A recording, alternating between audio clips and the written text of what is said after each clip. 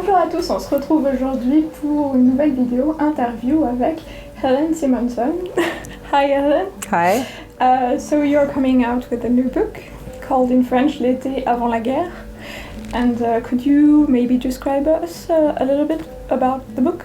Okay. The book is a love story set in late Edwardian summer. So it begins as a comedy of manners in a very small town. A young woman comes to town to teach Latin at the local grammar school, and her arrival is rather a scandal because she is not as old or experienced as they were expecting. She's rather lovely. And then just as the townspeople are accommodating themselves to her arrival and dealing with their own petty jealousies and snobberies, of course a major war is looming on the horizon, and soon everybody will have to reevaluate their lives. How did you get the idea of this book? I really start with character, and my characters tend to walk into my head by themselves. And there's a wonderful matriarch of this town, Agatha Kent, who is married and is on many ladies' committees and thinks she runs the town. And I seem to see her first, standing on the hills above Rye. The town seemed to rise up before me. It's my hometown where I spent my teenage years. And I think in searching around for a subject for a second novel, I was really called home to that town. It's a very ancient town and also a very literary town. Many writers lived and worked there. And so now that I was to be a published writer with my first book, I thought I would set a book where so many other writers had lived and worked. Reading it, I thought, well, I saw Downton Abbey on this book because it's aristocracy and it's the beginning of World War I. Yes. Did you have in mind that setting? I've always been interested in the Edwardian era. We think of it in terms of garden parties and big hats, but it was also an incredibly modern time. There was human flight, 1908 I believe. There were motor cars. If you had a large villa, as my matriarch Agatha Kent does, you would have had a generator, so you would have had electric light. The telephone. Absolutely. And so I always thought that it was a breathtakingly modern era in which I would want to live. And of course all this was thrown away into the horrors of World War I. So that sort of fragile, brief moment in time, I think is special for many writers, and you want to explore how such a beautiful time could come to such an abrupt and terrible end. So previously you said to us that you don't outline your book, you don't know where you're going when you're writing? No, perhaps it's a slow process, but I start with character and then I sort of just follow my characters around and see what they do. And so I think I'm sort of building in a very organic way, a very natural way. Sometimes my characters surprise me. They will decide that they want to live in a house outside of town and I need them to be in town. But if they tell me they're living outside of town, that's where we go. So I'm very open to being taken where my characters want to go. And of course I have ideas and I have little themes, but as long as my characters are moving forward, I'm very content to follow them. And when you're ending your book, maybe do you feel the need to stay with your characters, or maybe you say that's it, I'm fine with this? I'm fine. With my first book, Major Pettigrew, it took 5 years and by the end I hated the man. I'd had enough of him. But then when he was in print I sort of rediscovered him and I'm now very fond of him. These characters, because we meet them in the Edwardian era and then they are plunged into World War I, and there are some heartbreaking tragedies in the book, I feel that they stayed with me. They stayed with me longer. I cared very much about them, whether they were the women left at home or the young men being sent off to war, and so it was hard to get them out of my head. So you had a lot of characters, all these range of characters, and could you tell us more about it? My first book was pretty much a single character, a single voice. We followed Major Pettigrew around his British village.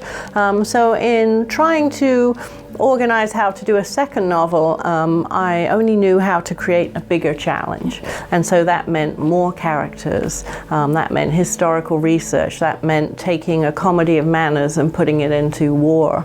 But I had a great time this time. I had all my female characters. I had Agatha Kent, who represents the middle-aged woman. I had Beatrice Nash, the young teacher. Then I had minor characters such as the maids in town, spend some time with them, and the limits on Beatrice Nash are nothing compared with the limits on somebody who's in domestic service. And then the menfolk, Agatha Kent has two nephews, a rising young surgeon Hugh and Daniel, who's a poet. And of course we know from the very first page that these are probably young men who are going to go to war. So that provided a whole different perspective. And then many sort of comical local characters, including an American writer, very famous, who is a sort of scurrilous representation of Henry James. And he has very funny ideas and outrageous notions, and he is particularly opposed to the idea of women writing. And Snout. Snout is a young scholarship boy at the local grammar school. His father is a gypsy, a Romany, and so that puts him and his sister Abigail the maid on the very lowest social rung. And I wanted to originally use those characters to talk about how Romanies have been part of the fabric of British society for centuries, and how they too served and died in Britain's wars. But actually, in research, it turned out that in the First World War they estimate perhaps 250,000 underage boys went to the front and died. And so Snout came to represent this other group of young men too, who should not have been anywhere near the fighting. And he represents too the impossibility of putting himself out of his social class, I guess. Yes, he is. He's very talented.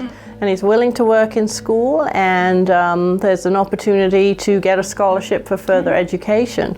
But at the last minute, the headmaster of the school tells Beatrice Nash, who's a teacher, well, such a boy could not possibly represent our school. And also, the headmaster says it would be unfair to him to raise him out of his social class, which would make him uncomfortable in his own home. I'm not sure that much has changed about escaping one's social class today, and so I thought it would be interesting to detail that in 1914 so people could see whether they feel that there's really more movement today. Yeah, absolutely. So do you have a favorite character, and why? Originally I think I felt closest to Agatha Kent. She's this woman who's been married a long time, and I myself have been married 30 years, and perhaps I think I run my town too, but I don't. And then she's very strong and she's a strong character, opinionated and somewhat progressive within her social milieu. And then I became very attached to Beatrice Nash. It was harder because she's a very young woman, and I had forgotten how to be a very young woman. But I discovered a connection because she has no money, and I remembered being a young woman with no money, and so we made a bond. But whenever the going got tough in my novel and I didn't know what to do next, I would bring out Mr. Tillingham, the famous American writer, and he was bound to say something funny and outrageous and get the whole cast of characters moving again. It's the story of the emergence of the suffragettes and all the rights that the women are wanting. Yes, so World War I really let women out of their boxes. Women were nurses, women ran the buses, women ran aid organizations. It took the whole nation to fight World War I. And at the end of the war, women were given the vote, and most of the paid jobs went away, but women after World War I were not willing to go back into their little box again. And so it was, for example, the end of domestic service in a big way. So in 1914, I'm really exploring what are the rules for Agatha Kent, who has money, what are the rules for Beatrice Nash, who's alone but of a good social standing, what are the rules for the women below them in the social pecking order, and how can they work against those rules, and how do they support each other, and what are the limits and what are the possibilities. And most interesting, while I was writing it, to me, I'm not sure, I hope it comes across in the book, I was really asking, have we come as far today as we think we have?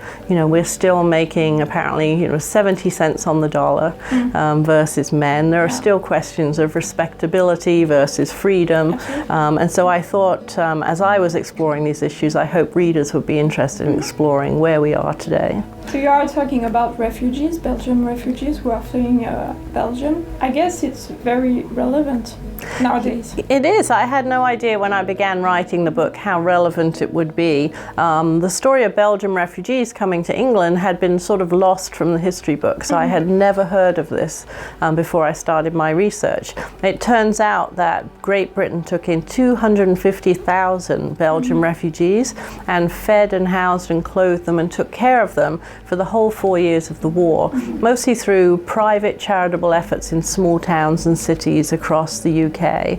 And I thought it was a sort of an undiscovered shining moment of humanitarianism in the UK, and I thought, as I was finishing up the book, that perhaps we could take a lesson. I think people in Great Britain at the time probably had less than we do now, and yet they opened their hearts and homes to take in people fleeing war. So your two books are taking place in the UK. Do you think you are going to write in the United States? I think I wrote two books about England because I miss England even after many, many years of living in New York City. I still have a longing for my original home. And I also like the distance because I'm not in England. I'm not annoyed by daily things like cold rain and warm beer.